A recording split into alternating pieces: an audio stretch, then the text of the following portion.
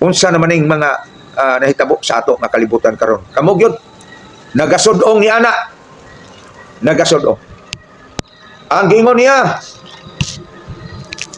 na atong mabasa, kinahanglan nga ang tao mag-unsa, magbalaan. Kay ang pagbalaan, unsa may unod niya ng pagbalaan? Unsa man ang essence niya ng pulong na magbalaan? Ba? Tanawa ragot ang tao.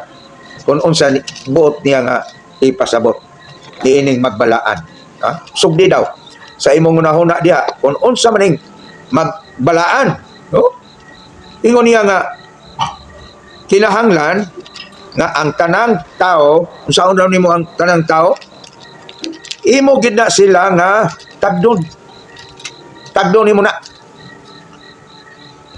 Kay dili nimo tagdon ang tao. Ay mura ra pug tag nagsalikway sa Ginoo. Iyon siya, aniya karon. Anaa ang kalinaw, maanaa ang kalinaw. O ang pakigdait, tanawa. Ngadto sa tanang mga tao. O ang pagkabalaan.